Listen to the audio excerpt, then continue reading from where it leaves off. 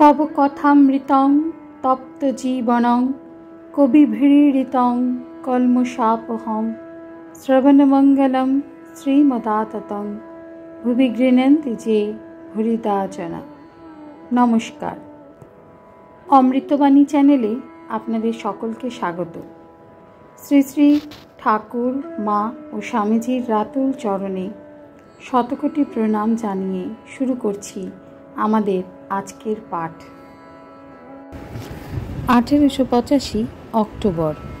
जोगीर लक्षण, जोगी अंतर्मुख बिल्लमंगल ठाकुर।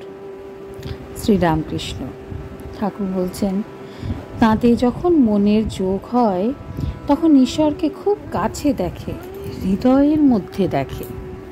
কিন্তু একটি কথা আছে, যত এই যোগ হবে ততই বাহিরে জিনিস থেকে মন সরে আসবে।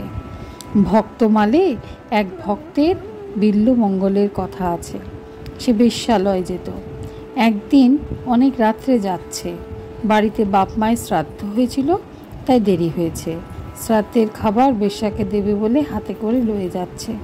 তার বেশ্যার দিকে এত একাগ্র মন যে কিসের উপর দিয়ে যাচ্ছে, কোনখান দিয়ে যাচ্ছে, এসব কিছু হুঁশ নাই। পথে এক যোগী চক্ষু বুঝে ঈশ্বর চিন্তা করছিল, তার গায়ে পা দিয়ে চলে যাচ্ছে। যোগী রাগ করে বলে উঠল, কি তুই দেখতে পাচ্ছিস না আমি ঈশ্বরকে চিন্তা করছি, তুই গায়ের উপর পা দিয়ে চলে যাচ্ছিস? তখন সে লোকটি বললে, আমায় মাফ করবেন, কিন্তু একটা কথা জিজ্ঞাসা করি, বেশ্যাকে চিন্তা করে আমার হুঁশ নাই আর আপনি ঈশ্বর চিন্তা করছেন, আপনার সব বাহিরের হুঁশ আছে, এ কীরকম ঈশ্বর চিন্তা? সে ভক্ত শেষে সংসার ত্যাগ করে ঈশ্বরের আরাধনায় চলে গিয়েছিল। বেশ্যাকে বলেছিল, তুমি আমার গুরু, তুমিই শিখিয়েছ কিরম ঈশ্বরের অনুরাগ করতে হয়। বেশ্যাকে মা বলে ত্যাগ করেছিল। ডাক্তার, এ তান্ত্রিক উপাসনা, জননী রমণী। লোকশিক্ষা দিবার সাংসারীর অনধিকার। শ্রীরামকৃষ্ণ, দেখো একটা গল্প শোনো।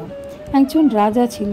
একটি পণ্ডিতের কাছে রাজা রোজ ভাগবত শুনত।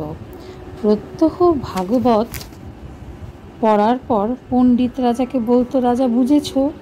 রাজাও রোজ বলতো, তুমি আগে বোঝো। ভাগবতের পণ্ডিত বাড়ি গিয়ে রোজ ভাবে যে রাজা রোজ এমন কথা বলে কেন, আমি রোজ এত করে বোঝাই আর রাজা উল্টে বলে তুমি আগে বোঝো, এ কি হলো? পণ্ডিতটি সাধন ভজন করত। কিছুদিন পর তার হুঁশ হলো যে ঈশ্বরই বস্তু আর সব গৃহ পরিবার, ধন জন মান সম্ভ্রম সব অবস্থা। সংসারে সব মিথ্যা বোধ হওয়াতে সে সংসার ত্যাগ করলে। যাবার সময় কেবল একজনকে বলে গেল যে রাজাকে বলো যে এখন আমি বুঝেছি। আরেকটি গল্প শোনো। একজনের একটি ভাগবতের পণ্ডিত দরকার হয়েছিল। পণ্ডিত এসে রোজ শ্রীমদ্ ভাগবতের কথা বলবে। এখন ভাগবতের পণ্ডিত পাওয়া যাচ্ছে না। অনেক খোঁজার পর একটি লোক এসে বললে, মহাশয়, একটি উৎকৃষ্ট ভাগবতের পণ্ডিত পেয়েছি। সে বললে, তবে বেশ হয়েছে, তাকে আনো।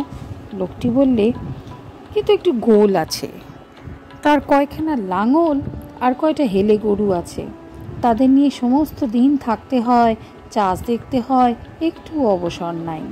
তখন যার ভাগবতের পণ্ডিত দরকার সে বললে, ওহে, যার লাঙল আর হেলে গরু আছে এমন ভাগবতের পণ্ডিত আমি চাচ্ছি না, আমি চাচ্ছি এমন লোক যার অবসর আছে আর আমাকে হরি কথা শোনাতে পারেন।